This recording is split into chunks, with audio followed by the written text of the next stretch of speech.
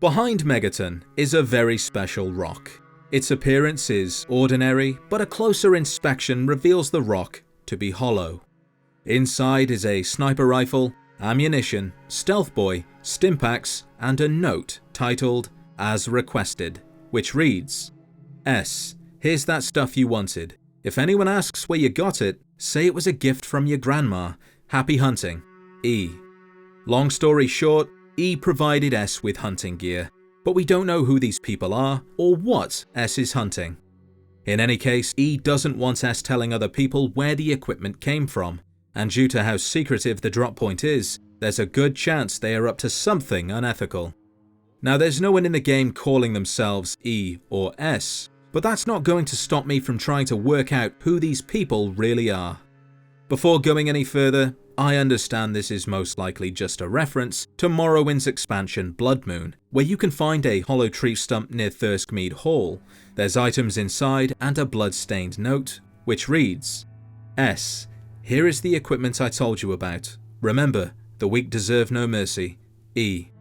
So, it's most likely just a reference. But I find it really fun connecting things together, so here goes.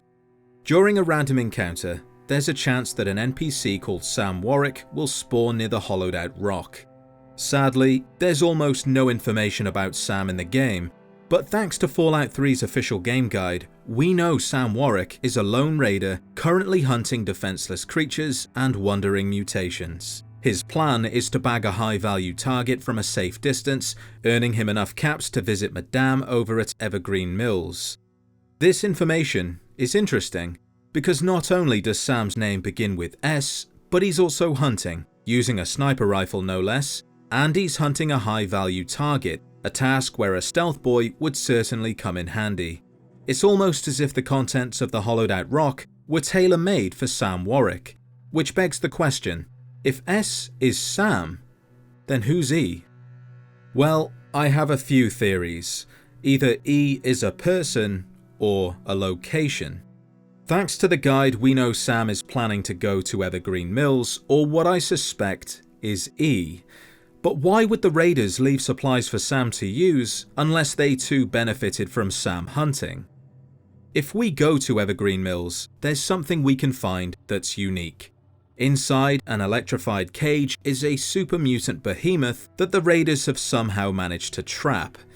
The raiders at Evergreen Mills, or E, could be paying Sam to hunt creatures to feed the behemoth.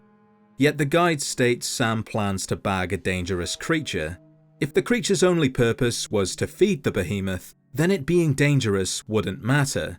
So what if the raiders want Sam to bring back something dangerous to fight the behemoth? That's one theory.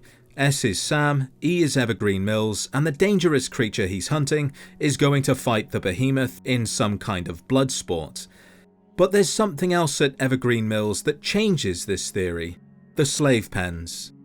S is still Sam Warwick. E is still Evergreen Mills, only this time, Sam is playing the most dangerous game of all. He's actually hunting people and taking them to Evergreen Mills to be sold as slaves. And this theory does have some credence, because if you're quick enough during the random encounter, then you can watch Sam hunt down a Wastelander. The only contradiction to this theory is the Wastelander ends up dying. So let's say that was just an accident and Sam was only trying to wound them. For all we know, the stimpaks in the hollowed out rock aren't for Sam to use on himself, but to be used on the people he shoots, ensuring they survive the journey to Evergreen Mills. Still, that doesn't mean Sam can't sell the dead bodies to feed the behemoth. It's kind of a 2-in-1, and Sam is always going to get paid. However, E might not stand for Evergreen Mills. Instead, much like S, E could be the first initial of someone's name. So in this theory, S is still for Sam, that I am certain of, and E is definitely supplying him with everything he needs to hunt creatures and people. But who could this person be, and how do they benefit from Sam hunting? Well, I firmly believe Sam is hunting people. The random encounter wasn't just a one-off, and this is what he does to make caps. Using a stealth boy, he gets nice and close to his targets, wounds them with a sniper rifle, and uses stimpaks to keep them alive. And there is someone in DC who benefits from slavery, and their name begins with E. Eulogy Jones, the head slaver of Paradise Falls. Well then, you and I are a perfect fit. You want to buy slaves and I want to sell them. Eulogy Jones is a man without morals. That's abundantly clear. He sees people as investments, valuable commodities to be procured and sold to the highest bidder. A quick look around reveals the slavers at Paradise Falls not only sells adults, which is bad enough, but they also sell children, something Eulogy is actually quite proud of. He understands that the capital wasteland has a short supply of them, meaning they are worth more money. And due to them being younger, they tend to live longer lives, making them a very good long-term investment for his buyers.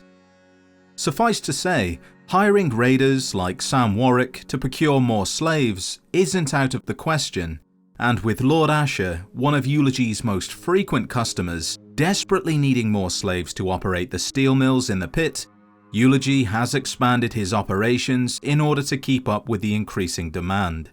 But his workforce is relatively small, which is why he started hiring raiders to do the dirty work for them. Now, Sam isn't seen hunting children. That could be because he has his limits, or it could be because he hasn't found any.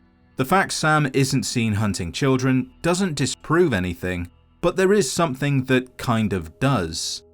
And that's the fact that the slavers at Paradise Falls use bomb collars to both capture and control their slaves, something the hollowed out rock would surely have if Eulogy Jones was indeed using it to supply his raiders with everything they need to bring in more slaves. While Eulogy is a good candidate for the mysterious E, due to the absence of bomb collars, I believe it's much more likely that E stands for Evergreen Mills, a place where slaves are held in pens without bomb collars. Regardless of who you believe E is, the mystery doesn't end here, because 10 years later we can find another hollowed out rock in Fallout 4, just behind the graves at the Museum of Witchcraft. Inside that hollowed out rock is a hardened sniper rifle, ammunition, stimpaks, and a note titled "From E to S," which reads, S. Been too long. Sorry I missed you at Megaton. Looks like history repeats itself, but as promised, here's the gear I scrounged up. All the best and stay safe. The Commonwealth is its own kind of hell. E. This new note gives off a completely different vibe to the one found at Megaton all those years ago. That note felt more contractual, but now, 10 years later, they sound like old friends, and maybe they are, though it sounds like this is the first time they've made contact in a decade. Why has it taken them so long to make contact, and why have they travelled to the Commonwealth? Well, 10 years prior to the events of Fallout 4, slavery was common in DC, but there's three things that, collectively, could have reduced or abolished slavery entirely. There's the abolitionists helping free and house escaped slaves. Admittedly, they are a fragile faction, but with the help of the Lone Wanderer, they could have flourished, hindering slavers and raiders alike. Lord Asher may have developed a cure and no longer needs slaves to rebuild the pit, or the slaves revolted and took control. Either way, the pit no longer needed slaves from Paradise Falls or the DC area. And it is confirmed that Arthur Maxon's Reformed Brotherhood completely reshaped the capital wasteland in their efforts to restore human civilization, and the last time I checked, they don't agree with slavery. All of these things would force slavers and raiders into nearby territory where factions are less united, places that are more dangerous, a location where slavery is still viable. While slavery in the Commonwealth is quite rare, it does still happen. Nuka World is a prime example, and even the Gunners seem to have an interest in buying certain individuals, meaning if you can work with the right people, slavery could still be profitable. And that is why S&E, whoever they are, have moved on to greener pastures. Without factions getting in the way, they can continue hunting and selling people, and if not people, then maybe synths. In the end, we can speculate who these people may be, But the truth is, we don't really know. It could be Sam Warwick and either Evergreen Mills or Eulogy Jones, but it also might not be, and thanks to their efforts to remain anonymous, there's a good chance that we may never know. Be sure to show your support by liking the video and subscribing if you haven't already for more Fallout content. If there's anything you'd like to see in a later video, leave a comment and I'll see what I can do.